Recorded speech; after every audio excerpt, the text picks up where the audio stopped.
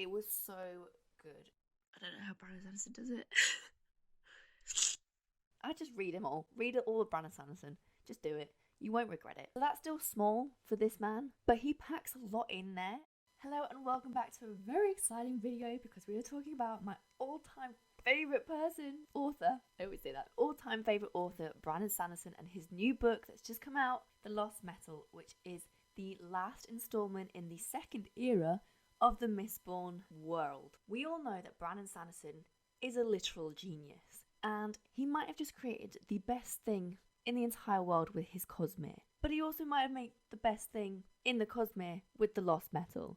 I absolutely loved this book. The original Mistborn trilogy I read back in 2020 and I absolutely steamed through it, and it is obviously one of the most popular books that Brandon Sanderson, or series even, that Brandon Sanderson has brought out. It's one that's recommended to everybody as one of the first books that you read in the Cosmere, and it's just generally a great series with great characters, great plot. It's got sad moments, it's got funny moments, but ultimately it has one of the best endings of a trilogy that I have ever read. So I feel like the second era had a lot to live up to. Obviously, we can't talk about Mistborn or this book or anything that Brandon Sanderson does at the moment without situating it within the Cosmere. I'll let you know what I think you need to read before you read this point, whether or not you can read it independent of the Cosmere. Spoiler alert, I don't think you can. How much do you need to know about the Cosmere before you go into this? And then I'll be going more onto what I think about the plot and the characters and whether or not I think it's a good Mistborn book, how it compares to the rest of the series, and all the good juicy things like that. It will be completely spoiler free, so don't worry if you haven't caught up to this moment in time and you just want to know whether or not this is a good book to read and whether or not it was worth the 6-year wait that we've been waiting for. It definitely was, but you know. So where does this come in the Cosmere and what do you need to know before you go in? Brandon Sanderson himself has said that this is the most converged book in the Cosmere, meaning that it's got the most eggshells? Just eggs in general planted in there, and little notes to characters and hints at things than any other book in the Cosmere. So you do probably have to be quite far along to read this book. You at least obviously have to have read the first era and the first 3 books in this series, as well as the short stories around the Mistborn world. So especially the Secret History, you need to read this to kind of before you go in. Like you need to. I did not. That was a mistake. So don't be like me and think for some reason I was 100% sure that I'd read Secret History. I must have had such a determination to read it and a goal to read it at some point that in my head I just convinced myself that I had read it. I had not. So there was a bit of a disjoint, ever so slightly, of information that kind of came out of nowhere that would have been a lot better if I'd read that, basically. So you do need to read that before going into this book. Whether or not you need to read the rest of the Cosmere, it's kind of up to you. You could, in theory, I think, get away with reading just Mistborn on its own, in its entirety, and not delve into any of the other books by Brandon Sanderson. Why you would want to do this, I don't know. Because after reading Mistborn, surely you just want to read everything that there is by this dude. It's so great. But if you don't, if you're one of those people, you just want a series on its own, I think you could get away with reading Mistborn on its own. I don't think you'd get the same payoff as if you would if you'd read it within the whole Cosmere, because half of the enjoyment of this book particularly was seeing those little eggs and drops and hints and little things crumbled. I feel like crumbled is better. Crumbled throughout the book, talking about the different worlds, seeing different characters from different worlds pop in. There's a lot more discussion on the spiritual realm that connects the different universes, called Shadesmar. So you could read it and just kind of just accept that you're not necessarily going to know all those things, or when the characters come up, they're just going to be new characters to you that you don't know. They'd just be brand new characters to you and you just enjoy them as they are. And you can do that. There's not so many big characters in there that are huge parts of the plot from other books that you need to know their background, if that makes sense, to then enjoy them in this book. It's just a fun little thing. Full disclaimer, I haven't read Rhythm of War yet, so there's a little bit, I think, a crossover of a particular character that I've kind of maybe spoiled myself for with Rhythm of War, so that's fine. I think I would have rather discovered that character in this book as part of the Mistborn world than I would in Rhythm of War, but we'll find out whether or not I think that is true when I read Rhythm of War, which will be very soon, I have to say. I would just read them all. Read all of Brandon Sanderson. Just do it. You won't regret it. It'll be the best decision that you ever make. So now that's out the way, let's get into the main review of the book and the plot and the characterization and characters and all the good juicy stuff in this book. I absolutely love this book. This book also absolutely destroyed me. As you will see here, it turned me into this. You got me. I don't know how Brandon Sanderson does it. It's like the nicest, saddest ending ever. And I could not function for a good 30 minutes. But it was so worth it. It was so good. There is a large jump from the Bands of Mourning, the end of the first 3 books in this series, to the Lost Metal. There is a 6-year gap between when we leave these characters off to when we rejoin them. It could have been disjointing, I suppose. You know, their characters have clearly, they've had events in their lives, things have moved on, and the dynamic of the relationships have slightly shifted, but not so much that it felt kind of alien or disjointed. I didn't personally feel like it was a huge jump, and it kind of made sense. You know, we have been waiting a long time between these 2 books. If it had just continued on from where it left off, would it have been the same? I mean, it wouldn't have. It kind of made sense.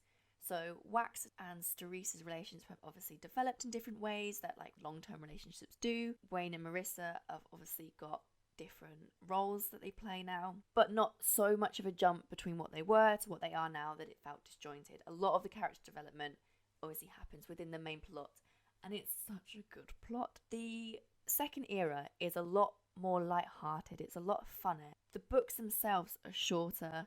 It's basically a cops and robbers kind of esque plot line to all of these. They're not on the same scale. That sounds like they're kind of minimalistic, but they aren't, to be fair, as like the Stormlight Archive or even the original Mistborn trilogy. They're not on the same epicness as those. If you go into them like I did, kind of expecting much more of a light-hearted, fun kind of break almost in the giant Cosmere, then I think they are really enjoyable. But if you're going into them for the same kind of huge epic nature that you do tend to get with Sanderson's books, you can be left feeling a little bit disappointed. I think he makes up for this and kind of pulls those 2 aspects of his writing a lot more in this last book.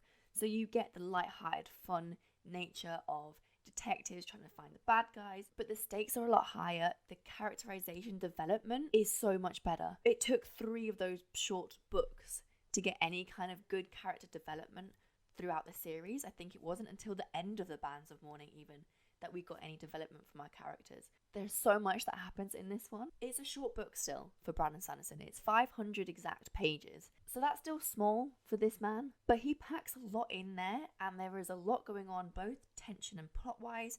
It takes place pretty much over a single day. We've got an incredibly high stake deadline that keeps the pace super fast, super quick. But there is like lulls in it where the characters take a breather and you kind of get the characterization a little bit more. But he also manages to do that really well through the tension and through the high stakes plot and the fight scenes that all happen like that. They're still used less as like a plot excitement thing and more actually to develop the characters a lot of the time. So he's really done well with kind of balancing high stakes, fast paced novel with growing these characters in a way that is really impressive. I thoroughly enjoyed it. So there was still the detective nature to the books that we had in the first 3, but instead again of it being just a plot driving force and just how they thought and how they provided solutions to things, it was also how they then kind of grew as a person, as a character. It's how they then started to make their moral choices and big huge decisions that would affect their character and the people around them,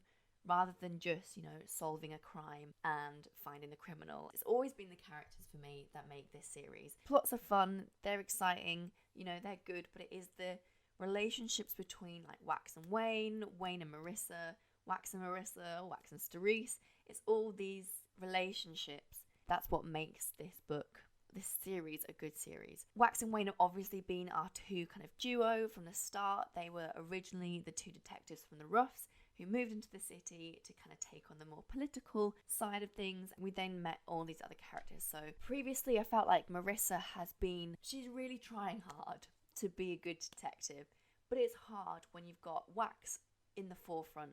He has been from the first 3 books, you know, the main dude of the series, and he is like almost the perfect hero. There's very little wrong with Wax. He can be a little bit too perfect. You know, he's got issues and things that he needs to work on, but they're not that detrimental. They're not huge major things, and he is pretty, you know, pretty perfect. So I've never really loved Wax as the main sole kind of character that everyone's around. There was a much more of a shift in this book, which I loved. Wax's character arc was pretty much finished and completed at the end of the Bands of Mourning, which is why I was kind of a little bit nervous for this book, I have to say, because I wasn't sure how he was going to do it. Was he going to invent a new issue for Wax that wasn't kind of really needed? And I'm very pleased to say that he didn't do that. He then shifted the focus to the other characters that weren't fleshed out, weren't looked at as well as, or with as much focus as Wax was in the first series, and he let them come out of his shadow a little bit. You know, he's still the big important hero,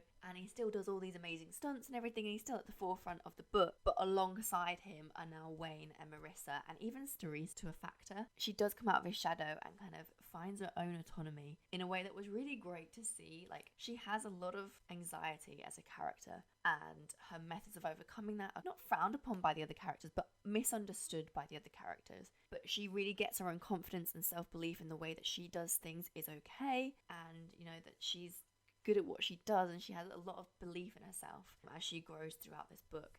And the same kind of goes for Marissa as well. She is very much in Wax's shadow in the first 3 books, but she's given her own kind of plot arc, her own detective mission, as you like, and she really takes it on her own and just goes for it, and I loved seeing that. And obviously we've got my favourite character, pretty much maybe potentially of all time, or one of them at least. He's very high up there, and that is Wayne. He is the funniest person ever. I love his jokes. Well, most of them I love.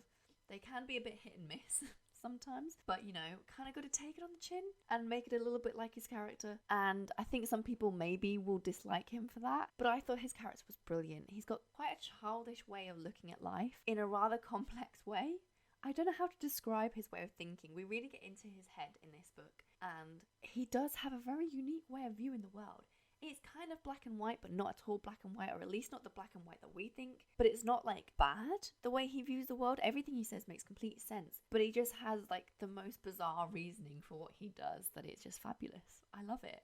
And I think he's really funny, and he's really great, and he's got a lot more turmoil, a lot more self-reprimand than we maybe would have assumed in the first few books, or at least the first 2, maybe at the end of the last one we were kind of getting towards that. Him growing and like trying to understand that part of himself throughout this book was really, really great to see, and the other characters supporting him as a character as well was really, really cool. And I love how Brandon Sanderson kind of intertwines the steampunk-esque vibe of this book with these characters and how they're situating themselves in the world. You know, they're in a world where electricity is becoming a thing, guns and things are growing, and everything is changing around them, and they have to resituate themselves and everything they've known, and how the magic that they know also fits in this world with new technology and everything like that. So I'm very excited for this world to continue. I don't know if you knew this.